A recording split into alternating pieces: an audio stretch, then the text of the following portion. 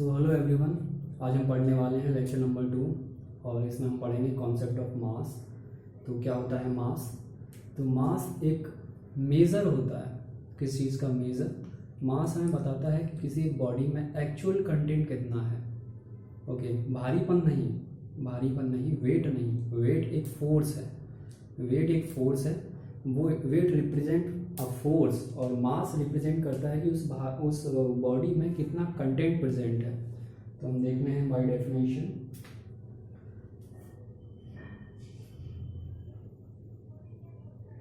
Mass is the measure of क्या major बताता है?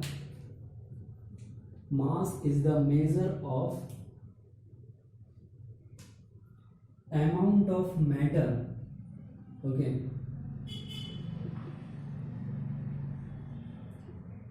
amount of matter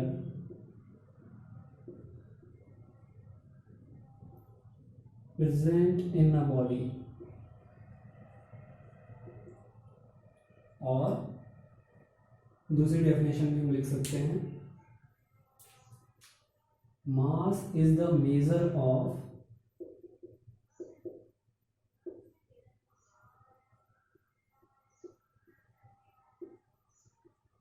actual content present in a body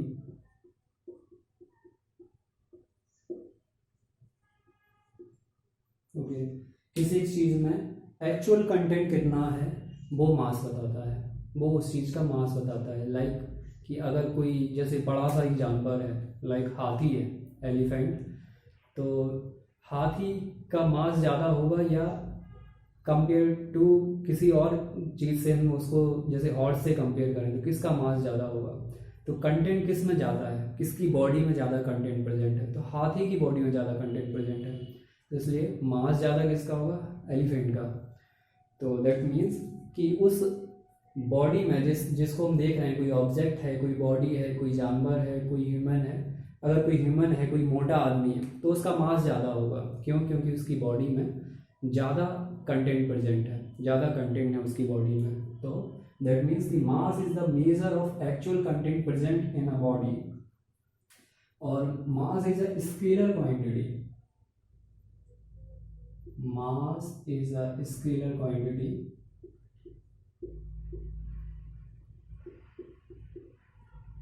that means mass को represent करने के लिए हमको किसी भी डायरेक्शन की जरूरत नहीं होती है। मास अगर इस डायरेक्शन में है, इतना है, तो सेम ही किसी भी डायरेक्शन में किसी भी जगह पे आप मेजर करोगे सेम ही रहेगा। तो जैसे कि हमने फोर्स में देखा था, फोर्स को एक डायरेक्शन की जरूरत पड़ती है। अगर आप अपोजिट डायरेक्शन में करोगे तो वो नेगेटिव हो जाएगा।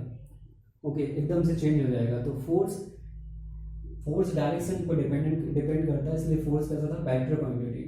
मास इज अ स्केलर क्वांटिटी। क्यों? क्योंकि ये डायरेक्शन की जरूरत नहीं होती है। इसकी SI यूनिट क्या होती है? मेजर किस में करते हैं? SI unit is kilogram. Mass को हम मेजर करते हैं किलोग्राम में। किलोग्राम को हम केजी से लिखते हैं, किलोग्राम शॉर्ट फॉर्म, और रिप्रेजेंट करते हैं मास को कैपिटल M से। और जो इनर्शिया होता है, आने वाले टॉपिक में हम पढ़ने वाले हैं। Inertia is the property of mass. Inertia is the property of mass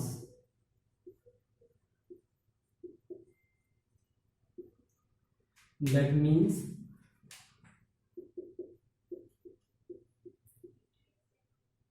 more the mass, more will be inertia.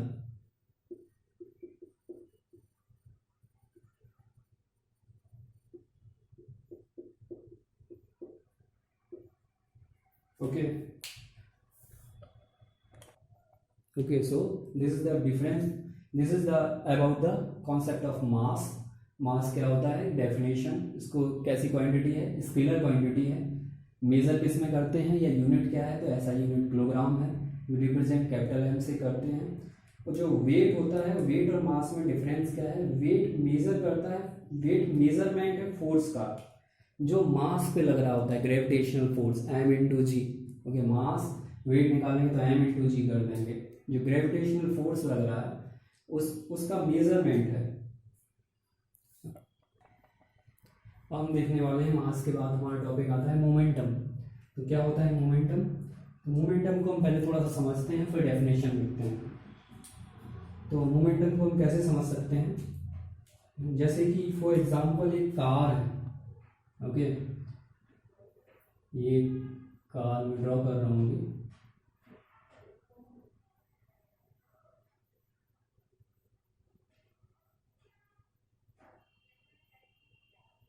Okay, ये कार है, एक और कार है सेम वेट की,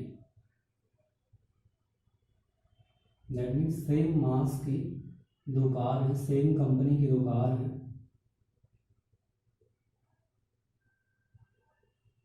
ओके, ये सेम कंपनी की दो कार हैं जिनका मास m है, दोनों का सेम।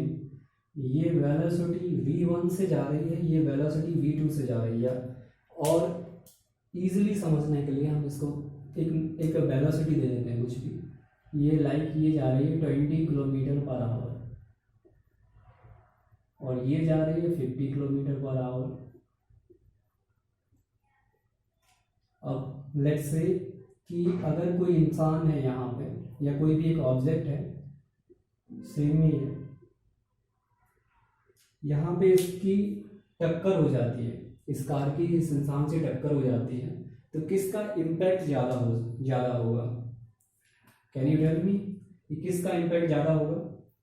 तो यू विल से कि जो जिसकी स्पीड ज़्यादा है, तो ये स्पीड किसकी? सेकंड वाली कार की। जिसकी स्पीड ज़्यादा है उसका इम्पैक्ट ज़्यादा होगा।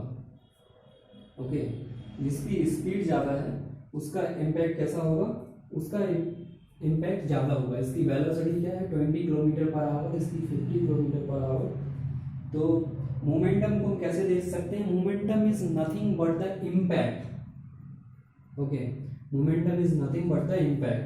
तो डिपेंड कर रहा है किस पे? जिसकी वेलोसिटी ज़्यादा होगी, इसकी स्पीड ज़्यादा होगी, वेलोसिटी ज़्यादा है इसकी, तो इसका इम्पैक्ट ज़्यादा होगा। हम एक और एग्जांपल लेते हैं, ये एग्जांपल 1 हो गया, एक और एग्जांपल 2 लेते हैं। लाइक कि ये एक कार है, ओके,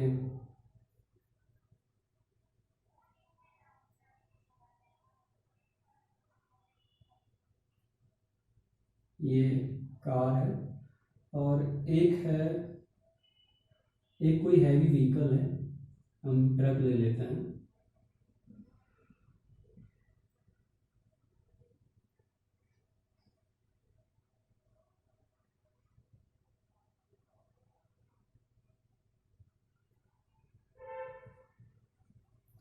ये एक ट्रक ले लेते हैं। अब अगर हम दोनों इन दोनों का मास सेम नहीं है, ट्रक एक हैवी व्हीकल है और कार एक लाइट है, तो अब हम क्या कर सकते हैं कि अगर लेट्स से कि इसकी भी स्पीड v है, ओके, उसमें हम डिफरेंट ले रहे थे, v है या कुछ भी ले लो कि इसकी है 20 किलोमीटर पर आवर, इसकी भी वेलोसिटी 20 किलोमीटर पर आवर है।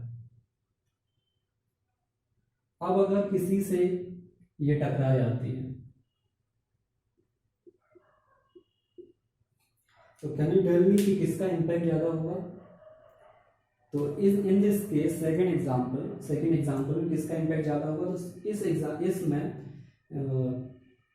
सेकंड एग्जांपल में इम्पैक्ट किसका ज़्यादा होगा? तो ट्रक का ज़्यादा इम्पैक्ट होगा। यू से कि ट्रक का ज़्यादा इम्पैक्ट होगा। क्यों ज़्यादा होगा? क्योंकि ट्रक का मास ज़्यादा है, ओके, इनर्शिया ज़्यादा है, मास ज़्यादा है। इनर्शिया भी हम देखेंगे, नेक्स्ट टॉपिक हमारा इनर्शिया आने वाला है। तो ये इसमें इम्पैक्ट किसका होगा? इसमें ट्रक का इम्पैक्ट ज़्यादा होगा, यानी कि जिसका मास ज़्यादा है उसका इम्पैक्ट ज़्यादा होगा। तो ये डिपेंड कर रहा है किन दो चीज़ों पे? मोमेंटम, वेलोसिटी पे, मास पे। जिसकी वेलोसिटी ज़्यादा होगी उसका मोमेंटम भी ज़्यादा होगा, जिसका मास ज़्यादा होगा उसका भी मोमेंटम ज़्यादा होगा। ओके, तो अब हम डेफिनेशन लिखते हैं। थोड़ा सा समझ में आया होगा कि मास मोमेंटम मीन्स क्या, momentum is nothing but the impact. Okay, तो हम लिखते हैं, तो momentum is nothing but the quantity of motion. Okay, momentum is nothing but the quantity of motion contained in a body. It is the quantity of motion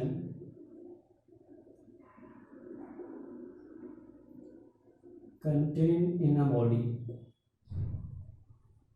okay, और second लिखते हैं, it is the product of, it is the product of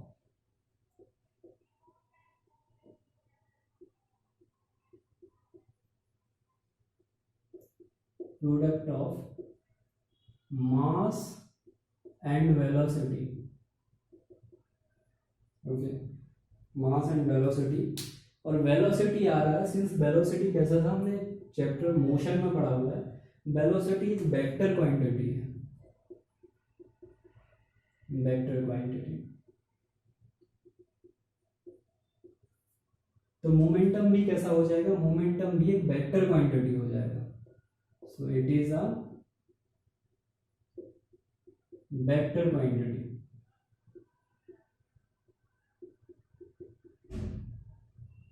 it is a vector quantity. Okay, इसको represent कैसे करते हैं, represent p से करते हैं, p equal to m into v, mass into velocity. ये फॉर्मूला है, इंपॉर्टेंट फॉर्मूला है, इस पर बेस्ड न्यूमेरिकल्स आते हैं। एनसीईआरटी में बहुत सारे न्यूमेरिकल्स भी दिए हुए हैं, जहाँ पे एम क्या है, मास है, v is the velocity, v is the velocity. अब हम इसकी यूनिट निकालते हैं, इसकी यूनिट क्या है, देखो यूनिट हम कैसे निकाल सकते हैं, बहुत ही सिंपल है। जैसे इसकी यूनिट आप भूल गए हैं या याद नहीं है, तो मास की यूनिट क्या होती है, मास की होती है किलोग्राम, और वेलोसिटी की क्या होती है, मीटर पर सेकंड, और ये मल्टीप्लिकेशन में है, तो मल्टीप्लिकेशन में मीटर पर सेकंड। तो यूनिट क्या हो जाएगी, मोमेंटम की ऐसा यूनिट हो जाएगी किलोग्राम मीटर पर सेकंड। ओके, याद करने की जरूरत नहीं है, आप समझ के लिख सकते हैं कि इसकी यूनिट क्या हो सकती है। हम एक क्वेश्चन लेते हैं, मैं क्वेश्चन लिख देता हूँ बोर्ड पर। एक एनसीईआरटी का क्वेश्चन है, ये क्वेश्चन लिखा हुआ है बोर्ड पर, मैंने लिख दिया है कि एक बॉडी है जिसका मास m है और ये ट्रेवल कर रहा है अलोंग द वेलोसिटी v, जिसकी इनिशियल वेलोसिटी v है। मतलब इनिशियल और फाइनल मत समझना, उसमें मोशन वाले चैप्टर के अकॉर्डिंग, वैसा नहीं है। एक बॉडी है जिसका मास m है, लेट्स से यहाँ पे हम समझते हैं, एक बॉडी है जिसका मास है m। ओके, इसकी वेलोसिटी जो है वो v है। अब क्वेश्चन में क्या कहते हैं कि अगर इसका मास 2m हो जाता है और इसकी वेलोसिटी 2v हो जाती है। ओके, नेक्स्ट केस में, ये केस 1 है, ये केस 2 है। केस 1, केस 2, केस 2 में क्या है, अगर इसका मास 2m हो जाता है और इसकी वेलोसिटी 2v हो जाती है, तो आपको फर्स्ट क्वेश्चन बताना है initial momentum. Okay, initial momentum, तो हम फर्स्ट सॉल्व करते हैं initial momentum. Initial momentum means case first के लिए, ये इनिशियल केस है, ये फाइनल केस है। तो इनिशियल मोमेंटम के लिए हमने एक ही फॉर्मूला पढ़ा है, v equal to m into v. Okay, m into v में एम है और v है, तो हम m और v की वैल्यू रख देंगे, तो ये हो जाएगा m into v, p equal to m into v, ये आ गया। इसको इनिशियल बोला गया हमसे कि इनिशियल बताओ, तो हमने इसको पी आई नाम दे दिया, पी आई मीन्स इनिशियल। दूसरे क्वेश्चन में हमसे पूछा गया है, दूसरे में पूछा गया है फाइनल मोमेंटम। तो फाइनल मोमेंटम बताने के लिए हम इसको दे देते हैं पी एफ। पी एफ में मोमेंटम का फॉर्मूला क्या है, p equal to m into v. Okay, तो तो m की जगह हो जा रहा है 2m और v की जगह हो जा रहा है 2v। तो ये टोटल क्या हो जाएगा 4m इंटू वी। ये क्या हो जाएगा pf। ये फाइनल मोमेंटम हो जा रहा है। अब हमसे पूछा गया है कि चेंज इन मोमेंटम बताइए। Third one is change in momentum.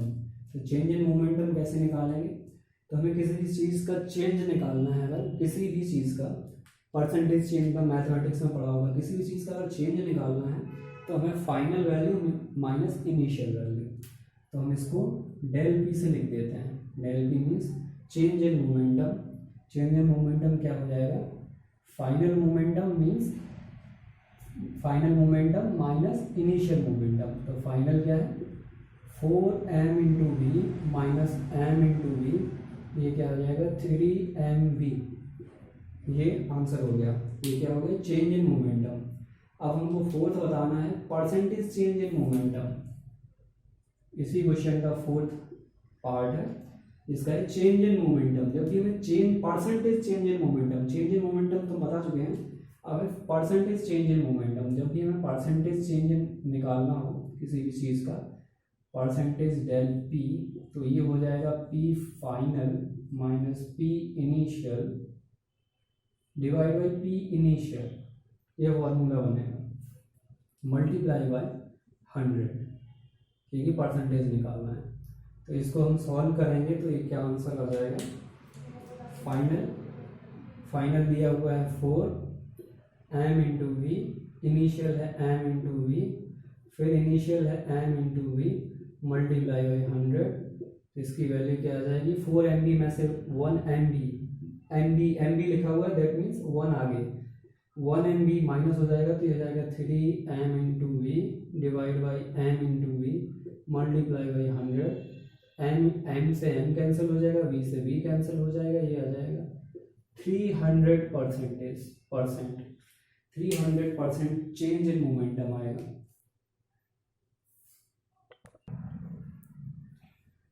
अब हम देखते हैं इनर्शिया। तो इनर्शिया क्या होता है?